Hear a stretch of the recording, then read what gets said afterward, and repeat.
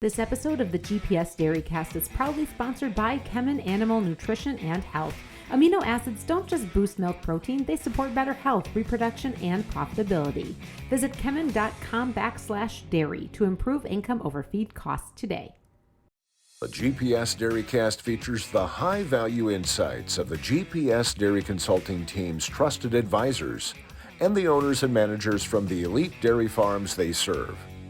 These conversations deliver on the GPS Dairy Consulting promise to inspire change and grow leaders. Modern dairy cow diets demand precision with amino acids at the core. Lysine and methionine aren't just essential for milk and milk protein production, they play key roles in cow health, reproduction, and long-term profitability. Backed by 35 years of expertise in rumen-protected technologies, Kemin's Lysogem Extend and Kescent ME deliver the latest in rumen-protected lysine and methionine to support precise diet formulation, improve ROI, and boost overall cow performance. Learn more at kemin.com/dairy. Welcome to the GPS DairyCast. I'm your host, Peggy Coffeen from the Up-Level Dairy Podcast. And today we are putting a fresh take on the topic of dairy farm profitability with GPS Dairy Consultant, Andre Pereira. And I'll tell you this, if you are a Dave Ramsey fan, you will especially love the perspective that Andre is bringing to the conversation today. Andre, welcome back to the GPS DairyCast. Thank you, Peggy. It's good to be here. I appreciate the time. So, Andre, you've been spending a lot of time driving around Minnesota thinking about this concept of talking about dairy farm profitability in a little bit different way. Tell me a little bit about what's been on your mind lately. Yeah, so I've listened to Dave Ramsey for a while. A lot of us know him and know of him and what he's done. So all credit to him on here. And I really like his 7 baby steps to be a millionaire. I don't know if you guys ever heard of the steps. They're very simple. Create an emergency fund. 1, 2, pay off debt. 3, save 3 to 6 months of expenses in an emergency fund. 4, invest in retirement. 5, save for your children education expenses. 6, pay off your home early. And 7, build wealth and give. So I've always looked at those steps and I try to follow what he talks about and thought, you know what? I think us in the dairy industry need 7 bootsteps for dairy profitability. So I've been just thinking about working with them here. And so when you talk about these 7 bootsteps and reference Dave Ramsey, you're not looking at this as trying to be the financial advisor in this situation, but really to bring some concepts and put some order to what, as you're working with dairy farms every single day, seeing different operations all over Minnesota, across the country, but really deducting it down into these steps of what helps dairies to be successful and profitable. And so as we look at these 7 steps, Andre, what's step number 1? What did you come up with? First bootstep for me is to make an emergency fund for your farm. That's similar to Dave Ramsey's steps, so we're going to go similarly on that too. So what is an emergency fund? Well, when you need to fix a tractor, you need to fix some problem in the feed center because the wind blew something away. Or when you need a little bit more feed this month compared to last month because cows have a little higher intakes. It should be a small amount, but you need to have that emergency fund with you. Now, it's an emergency fund. It's very important. You don't touch it unless it's an emergency. So is a new tractor an emergency? No, absolutely not. Is a new concrete pad an emergency? Also not an emergency. So you have to prioritize and you only touch that when needed and when required for an emergency. I like to think of here, as well as Dave does, of the Murphy's Law. If you have an emergency fund and you take money out of it for something that's not an emergency, Murphy's going to come and something's going to happen and you're going to need that money. Now you don't have it. If something may go wrong or can go wrong, it will go wrong. So make sure you have that emergency fund because that will keep Murphy away. So when you talk about this emergency fund, I would imagine too that there's an element of being really clear with everyone who's in partnership and ownership on what that emergency fund is for and what's considered as an emergency. As you stated, Andre, a new tractor is typically not an emergency. However, depending who on the farm team you would ask, maybe the guy that likes new tractors, that's part of that ownership team, he may say, "Oh, wait, to me, that's an emergency." But is there a level of just having some clear understanding when you're working with multiple partners on what that fund is for and really the discipline of leaving it alone for actual emergency situations? Yeah, it's a good point. So you have to keep in mind that you're there to harvest milk. What you need to do every day is cows need feed, and that milk needs to be in the tank. So that's emergency. If cows don't have feed in front of them, or if the milk is not in the tank for some reason, that's an emergency. That's where you're going to touch that money, and you're going to have to do something very quickly, very fast to get things working on the farm for milk to be on that tank, good quality, high quantity milk. When we summarize that step number one, it's really defining that emergency. And basically, it comes down to what does it take to get milk in the tank and making sure that there is a cash reserve for something that could go wrong in between where we're at today and what could happen tomorrow. So, step number two, what's boot step number two? All right, step number two, I like to say, is clear debt. And basically is not only you should not have any debt or be very low in debt, but you should also think about paying cash for feed, for example. So I'm just putting the feed idea here in front of me because I work mostly with the nutrition side of it. But pay cash for feed and don't go into debt and try not to pay interest. That's basically step number two. So look at options such as ACH discounts from your mill, early pay discounts, any kind of discount. I just like to be frugal with feed discounts. Try to find that discount, try to find that coupon your mills are going to give, because you got to think about it. So I was doing some quick math as well, just driving around thinking in my mind, okay, what does a 7% interest, compounded interest on a $10,000 bill for 5 years will become? That's going to become $14,000 in debt at the end of those 5 years, right? That's a 40% increase in your debt, 40% in 5 years. What about if the interest is 12%? That is more than $17,000. That's more than 70% of an increase in your debt, right? So it makes you wonder, why do banks have the tallest and nicest buildings in every downtown? Yeah, well, there it is. They make money from no expense.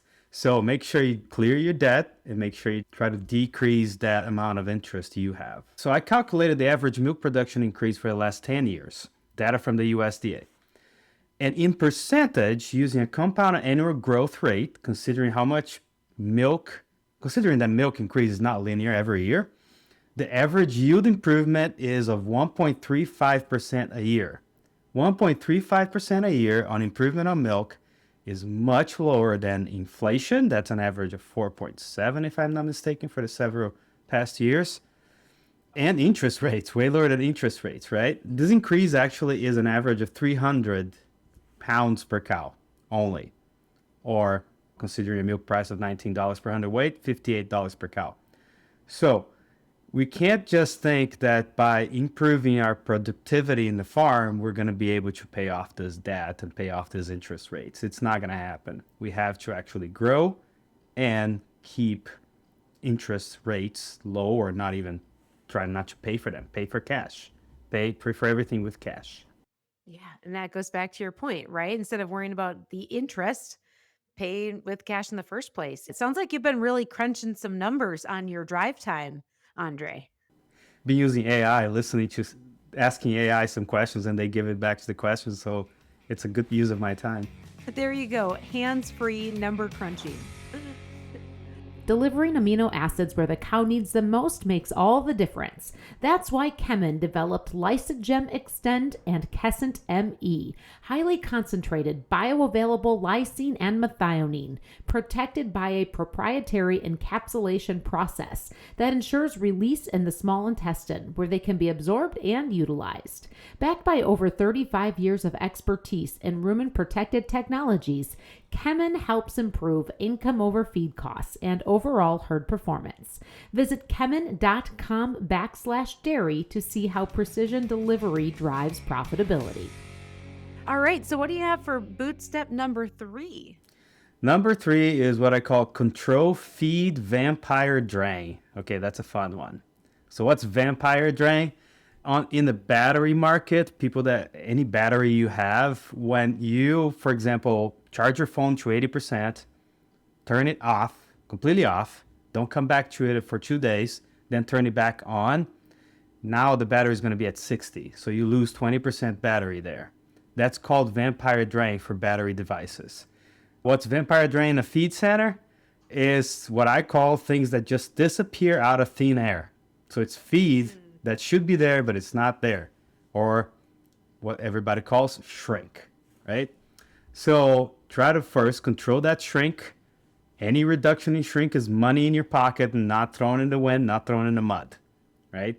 So try to decrease that shrink. Usually we talk to producers about those 2 to 4 cents that we can save with this additive or changing the diet to something else. But we forgot the shrink can be like $1 per cow if we're not controlling that. So that money, keep that money in your pocket. Don't let the vampire drain that money out of you. So you can check your feed bunks, make sure their feed's not being added to the manure alley. Some delivery mixers, for example, they have those belts for delivery that they can spill feed too far away if they're not controlled or calibrated. So make sure that's calibrated. Check the feed storage areas for lost feed. Are your strategies for storaging feed optimized? Is there an opportunity to improve that area with little cost or little addition? That's number 3. Control that drain that you don't know where it goes. And based on your point number 2, when you're talking about things you can do to control those environments or make some improvements, things you can pay for in cash, right?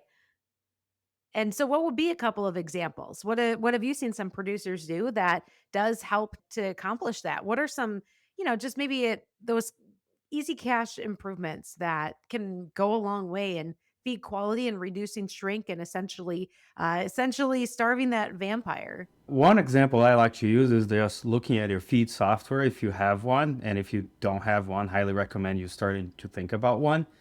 And checking, for example, your feeding precision every day. So a lot of feed softwares, they would have a report showing your feeding efficiency or how precise the feeder is being by loading ingredients into the mixer. And you may be 2 to 3% off every day on most ingredients, but sometimes you can catch an ingredient that's been 15% off, for example. And that ingredient, well, you need to look into it. What's going on with it? That ingredient actually is off, or they are overfeeding it, and they shouldn't be overfeeding it. That's one strategy. There are several other strategies too. Potholes in the feeding area, that if the mixer is driving through them with a bucket full of silage, they hit that pothole, the bucket moves a little bit, some feed gets spilled. That's feed that just goes away. You can't account for it. And make strategies for wind too. I mean, we live in the upper Midwest. It's windy here. Springtime right now, for example, it's windy almost every day. Make strategies for how do I decrease the amount of feed that will blow away in the wind at this time of the year. Is there anything low cost opportunity that I can do to decrease that? So lots of opportunities really that you've identified here to be able to make those tiny improvements that go a long way. All right. That was point number 3. What's point number 4 on your list? Number 4, shameless plug this one. Control your feed costs. And I say shameless plug because I'm going to say it. Hire an independent nutritionist to work with you. I became an independent nutritionist because I wanted to do what was best for my clients and not for anyone else. And that's what I mean by controlling your feed cost. As you hire someone that works for you and no one else, that person can actually help you control those costs and make sure that things go your way and nobody else's way. So just that value of good guidance. And this is what you do, right? This is what you spend every day doing, Andre. I'll give you an example. Let's just say you're going to buy a property. You're not going to talk to the seller's realtor. You're going to hire your own realtor, the guy that's looking after you and looking after your needs, and not just listen to the seller realtor. They will try to sell it no matter what. If the land is not good, they're going to try to talk you into it. So what I usually tell a lot of people is think about these companies, a lot of feed companies, additive companies, they spend millions of dollars every year training sales specialists to sell their product no matter what. And they make commission on that and they make money on that. So it's good for you to have a consultant, the right consultant that will look after you and actually look at the data and have a cool head talking to sales specialists to think what's best for my client. That's just not a sales spill, what is actually best for them. And look, I do not think that I do think that most business owners are honest people, are hard workers. They try to make a good name for themselves and they work really hard to be profitable. That's what we are in this industry. That's how we work. I do think most of them are like that and it's great. But there are just a few that look only at dollar signs that makes the industry complicated. So you have to make sure you hire someone that looks after you and knows what's best for you and not someone else. That's some good truth there, Andre. And that's the value of an independent nutritionist, right? That can be that outside eye looking in, but also leaning in with expertise as well. And I think you made a good point of saying in a sales position, you're trained to be the best at selling. You're trained in your position to be the best at seeing things through the eye for the betterment of the farm, correct? Yep, that's exactly it. All right. What else is on your list? We have blown through our first 4 points. What's number 5? Yeah, so the first 4 points were mostly about controlling the controllables. That's what I call them. So you made an emergency fund, you clear your debt, you control your vampire drain, and you control your feed costs. Now that you're controlled, now you start investing in your business. So step number 5 for me would be investing forage quality for the next year. So think about your chopping quality, chopping length, processing, taking care of the knives, the equipment, the shear bars, everything. You have to make sure your forage is at good quality next year and you feed that forage too. So, for example, here in the upper Midwest, we can have high levels of milk production, above 110 pounds of energy corrected milk with 60% forage in the diet.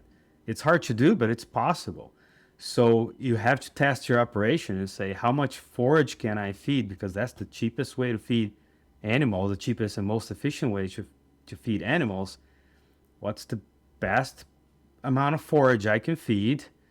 And what's the quality I have to work on to make sure next year is going to look good for me? That's showing that investment in putting up good quality feed. And of course, again, this is where you spend your time and you also realize the value because you see the results as you're working with your clients on these things every day. And anything else on that topic? Yeah, so what I usually think about in forage quality is it's hard to tell depending on the region how much forage you have to feed. Different regions in the United States, they're going to have different quality forages, different types of forages that you can feed. I'd say you just have to test it. You have to work on testing your farm, your cows, to see how much can I push of good quality forage here in my situation that I can use as much as I can forage and not purchase too much on feed, right? And it depends on your situation and it will depend where you live and where your farm is at, what kind of forage you have, growth season, etc. So you have to work with your nutritionist specifically to make sure this one works well. Yeah. So actually, this topic, Andre, sits on both sides of the fence because you're talking about investing, but really, when we're talking about incorporating as much homegrown forage as possible, that's part of cost control too, isn't it? Yep, that's exactly it. And trying to control the controllables as well, just like you said. Yeah. Okay. So, Andre, we walked through the first 5 steps of the 7 Bootsteps for dairy farm profitability that you put together. So, what is step number 6? Number 6, it sounds easy, but it's not. Invest time in data and invest time in looking at your data. Nowadays, there's just so much data we can sink in it and not swim in it. So I was going to say, invest time in quality data and look into your data. So I was also listening to talking about the three factors that affect income over feed cost. Okay, mostly what these three factors are, the ones that affect mostly feed cost, would be milk component yield, feed efficiency, and cost per pound of dry matter.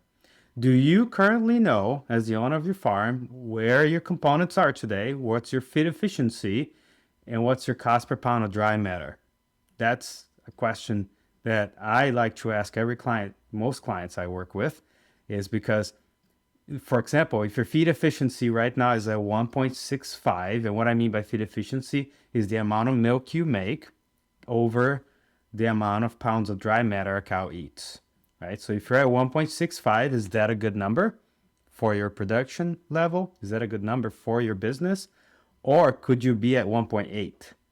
And what's the difference? What can that difference between 1.65 and 1.8 make to your bottom line? Wasting or using less feed, which means less cost, to make as much milk or more milk.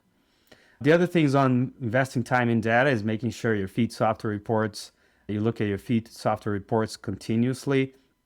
You're looking at your other reports on farm. But one of the biggest ones I feel like is growing your leaders in your farm, in your business, is to check in with your team, with your herdsman, with your feed team, with everybody in your team. You have to spend time investing time checking in with that team as well, and make sure that they understand the data they have to look at and they understand where they should spend their time in.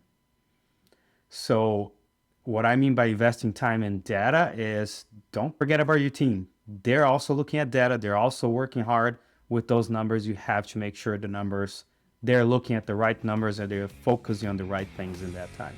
Invest time in them. Make your feed center a profit center. Feed Fit is an innovative, module-based, and collaborative initiative from GPS Dairy Consulting, which provides the framework and resources to understand the financials, trace the inventories, and track the KPIs of your feed center. By implementing the expertise of your GPS consultant, modules are strategically executed with the goal of continual improvement in the efficiency of your feed center. Take the science of nutrition to the reality of milk in the tank with Feed Fit. To learn more, ask your GPS Dairy consultant or look under the Education tab at gpsdairy.com. So in your experience, Andre, what are some places where you have seen people maybe spending time in some of the wrong piles of data? Are there some common loopholes or common spots where maybe people get stuck that aren't the best places to be focusing their time in this era of data everywhere? You can look at cow behavior, for example. You're looking at fresh cow behavior. And some of your fresh cows, they're having issues peaking with milk. They're having issues with their movement, right? They're not moving as much.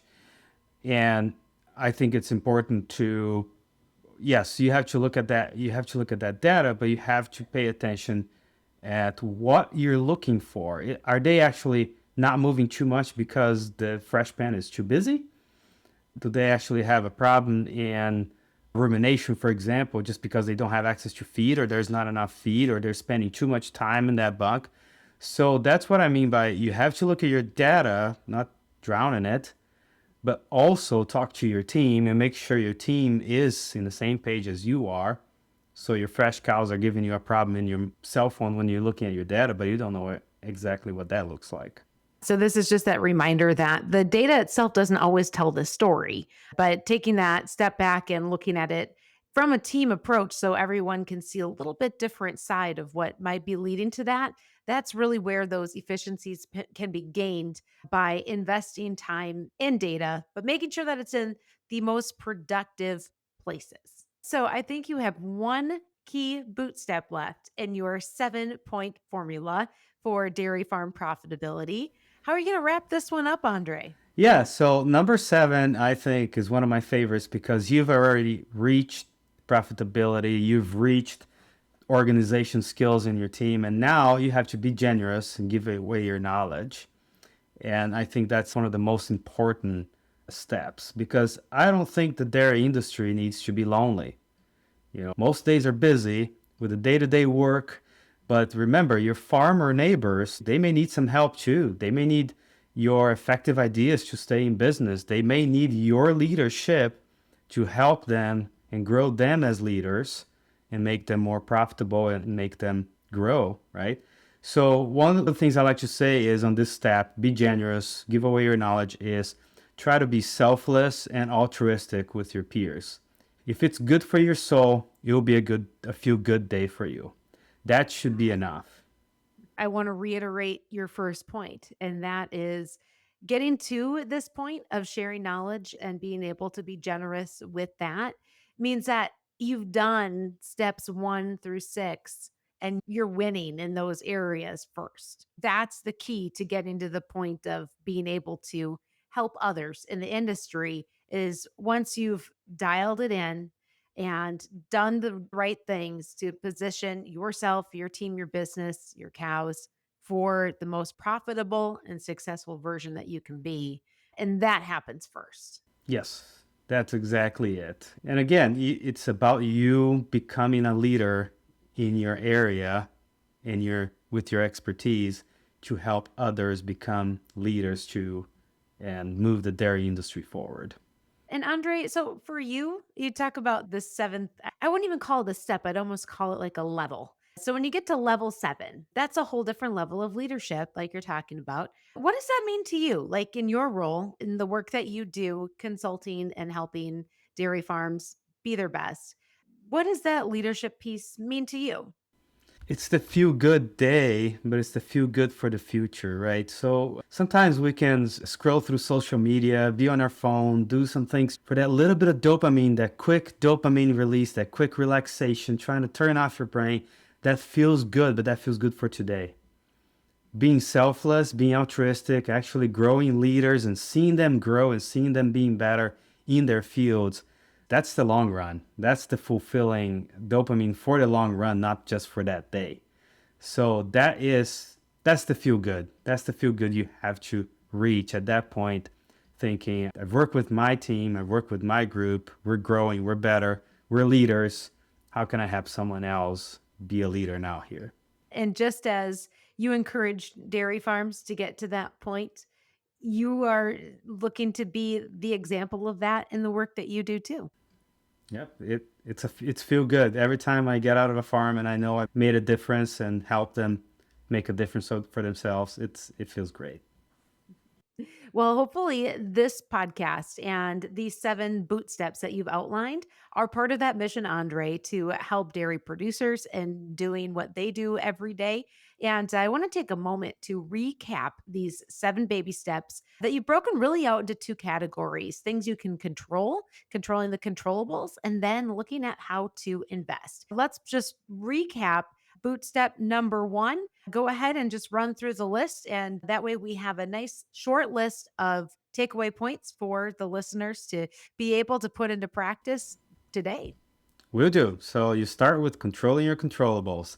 Number 1, make an emergency fund for emergencies only. Don't touch it unless it's an emergency. Number 2, clear your debt. Pay cash for what you need. Don't get into interest rates and trying to pay interest. Number 3, control that drain, that feed drain we call vampire drain. Don't let feed go away, blow away in the wind or in the mud. Number 4, control your feed costs. Hire someone that looks out for you and not someone that just wants to sell. Number 5, invest on forage quality. Make the best forages you can next year and make it right. Number 6, invest time in your data and invest time in your people. Number 7, as soon as you're done, be generous and give away your knowledge as well. Well, Andre, thank you for putting into practice this Dave Ramsey style of dairy farm profitability perspective and for sharing that with us today here on the GPS DairyCast. Any final thoughts before we wrap up today? No, I just appreciate the time. And if anybody listening have more questions or want to know more about it, just reach out. We would love to talk more about this. Absolutely. So, all right. Well, thank you so much, Andre, for jumping on to the GPS DairyCast today. I'm your host, Peggy Coffeen from the Up Level Dairy Podcast, and thanks for listening. The GPS DairyCAST features conversations that deliver on the GPS Dairy Consulting promise to inspire change and grow leaders. If this GPS DairyCAST has you looking for more ways to become an elite dairy producer, find more information in our show notes on how you can add a GPS advisor to your team. Modern dairy cow diets demand precision with amino acids at the core. Lysine and methionine aren't just essential for milk and milk protein production, they play key roles in cow health, reproduction, and long-term profitability. Backed by 35 years of expertise in rumen-protected technologies, Kemen's Lysogem Extend and Kescent ME deliver the latest in rumen-protected lysine and methionine to support precise diet formulation, improve ROI, and boost overall cow performance. Learn more at kemen.com/dairy.